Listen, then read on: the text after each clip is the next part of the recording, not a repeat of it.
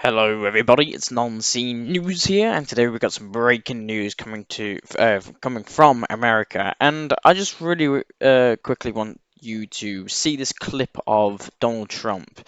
He talks about, well, he shares his thoughts on Ukraine and how like the war started in Ukraine, and his thoughts are like Biden's decisions on Ukraine. So it's I think it's like a minute or maybe a 30-second long clip of Donald Trump. So just give it a watch. To make a peace deal there, would you be willing to take NATO expansion off the table if that's what it took to get the Russians and the Ukrainians to make a deal? Would you be willing to do that? So for 20 years, I heard that NATO, if Ukraine goes into NATO, it's a real problem for Russia. I've heard that for a long time. And I think that's really why this war started. I'm not sure that this war would have started. Biden was saying all of the wrong things. And one of the wrong things, he was saying, no, Ukraine will go into NATO. That's one of the many things he said. When I listened to him speak, I said, this guy is going to start a war. Because as you know, for 4 years, there was never even talk of Russia going into Ukraine. That would have never happened. Russia was not going to attack Ukraine. So, you know, at the start, he didn't actually really answer the question if, like, he will, you know, cancel the decision of NATO joining Ukraine joining NATO in order to stop the war between Russia and Ukraine. But he seems to be inclined that it was kind of the West's fault, not Russia, for the reason the Ukrainian war started. So I just really wanted to show you that because it was pretty interesting. So let's get to the main points today. I'll update you what's happened in Vietnam. So if you didn't know that Putin did visit Vietnam yesterday, I believe. So multiple documents have already been signed. Cooperation, just economic stuff, nothing military, unlike North Korea possibly. So they've made a bunch of documents about deals and trade and friendship. The Vietnam president has said Vietnam views Russia as it's one of its foreign policy priorities. So Vietnam and Russia do not intend to enter into alliances with other countries to harm each other. Vietnam and Russia have agreed to strengthen cooperation. So, pretty big news coming from Russia and Vietnam. Nothing like massive and game changing, but it seems that Russia and Vietnam will continue to do trade and even strengthen cooperation in the coming years. So, very interesting. All right, and now we're going to go to South Korea. So, if you didn't know that Russia, Putin and and Kim Jong Un, the president or supreme leader, whatever you want to call it, of North Korea, they met in Pyongyang and they have signed multiple documents, like military and economic.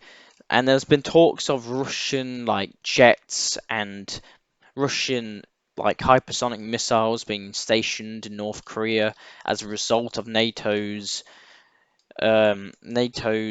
missiles and aircraft being in Ukraine. So Russia has responded with that. And it's not certain if they have done this yet or even if Russian hypersonic missiles will even be on the territory of North Korea, but nevertheless, South Korea has summoned the Russian Foreign Affairs Minister to South Korea in Seoul, the capital city of South Korea, and he expressed a protest to the Russian Foreign Minister for the connections and with the agreement of comprehensive strategic partnership with between Russia and North Korea. So South Korea is getting a bit scared of these deals that's happening right now. Putin has responded to this that South Korea has nothing to worry about. Russia will provide military assistance to North Korea only in the case of aggression. That was stated by Putin. South Korea has responded that South Korea blasts Russia's North Korea deal, and it says that it will consider the possible arms supplies to Ukraine. So if this Russian foreign minister doesn't do like a good job in South Korea, and things doesn't get fixed between Russia and South Korea, then we can expect South Korea sending ammunition all the way to Ukraine. So very, very interesting. And South Korea will impose new sanctions on the organization's ships and individuals alleged involved in arms and oil trade between Russia and North Korea. So this was said by Yonhap News Agency in South Korea. So South Korea is saying that we will strangle the trade between North Korea and Russia. So that's very interesting. And Japan has actually joined this boat, this train, and Japan will also impose sanctions. It already has. Japan has already imposed sanctions on 41 organizations from Russia. So I said from the very beginning when Putin landed in North Korea that there will be sanctions between Russia and North Korea. So very, very, very interesting. And the US intelligence has said that the US intelligence has been surprised by the spread of the extent to which Russia's security relations with Iran, North Korea, and China have strengthened since the conflict in Ukraine has begun. Well, I would push back saying that Russia has been forced to make allies between China and Iran and North Korea for, I guess, survival, I would put it. But that was the US intelligence. The president of Turkey, I don't know how to say his name, Aragon or something like this, will discuss the situation in Ukraine with Putin on the sidelines of the SCO summit. So, Turkey president and the president of Russia I think they're meeting in Kazakhstan or even in Russia, maybe not in Russia, but they'll be talking about apparently gas. There'll be talks of the Ukrainian conflict apparently, and the construction of gas hubs on the territory of the Republic. So very, very interesting. Turkey is obviously playing both sides of this conflict. It's getting the cheap Russian gas in Turkey, so it doesn't have to buy it anywhere else. Very, very interesting. Turkey and Russian relations seem to be improving somewhat. So. Alright, now we're going to go to Moscow. Putin has made plenty of talks. I'm just going to say one of the things he stated within this speech. He said, this is Putin, by the way.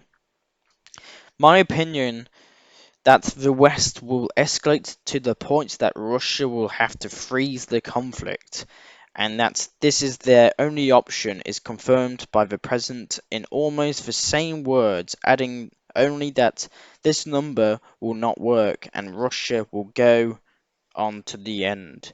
So Russia has said that it's highly possible that the front lines will just freeze. If you don't know what this means, a freeze in conflict is when like the guns just kind of stop. There's no really like defense treaty or like nothing to like sign a treaty to actually officially end the fighting, but the guns just stop and they just go in through they just dig in their positions and like kind of build borders. Same what actually happened between North Korea and South Korea, and they only made like an official peace treaty when I believe it was when Donald Trump was president, but very interesting. And Putin also stated that the change to the nuclear doctrine on these weapons can be used in continental war. So the Russian foreign minister did state not so long ago that it will change the nuclear doctrine. Now Putin has said it, so it's been confirmed. So ultra low power explosive nuclear devices are being developed.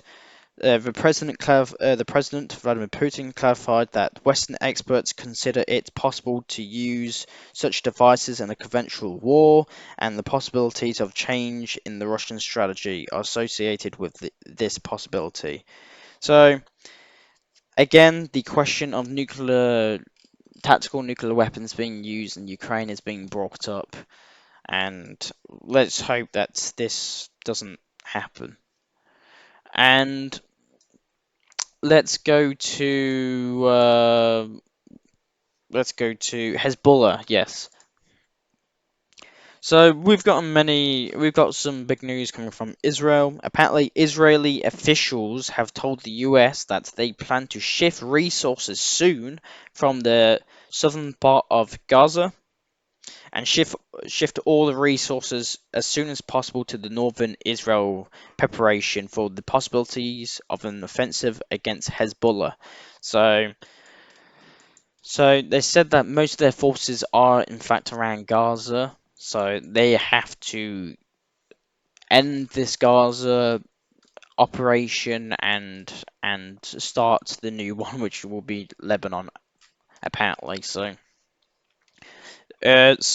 we can expect a quick actions between Israel and Gaza. So I have no doubt that the war between Lebanon and Hezbollah is about to start soon.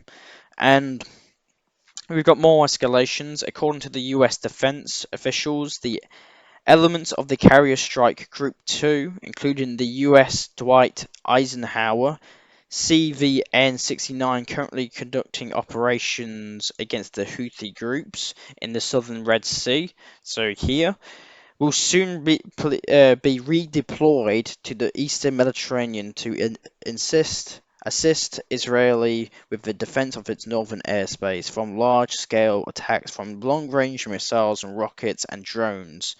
So now the US aircraft carriers are being moved up, well, obviously the Suez Canal and to the eastern parts of the Mediterranean Sea, where it will try and defend Israelis' airspace from Lebanon missile strikes. So the US seems to be getting into this war and getting into it.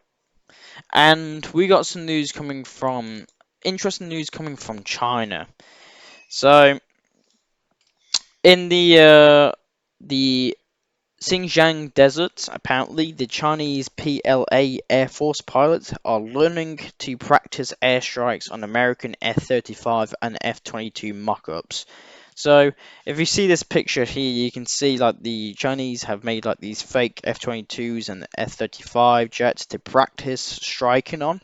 So this is very, very concerning, and only time will tell if these is actually real. So. Alright, we got some news coming from Kiev.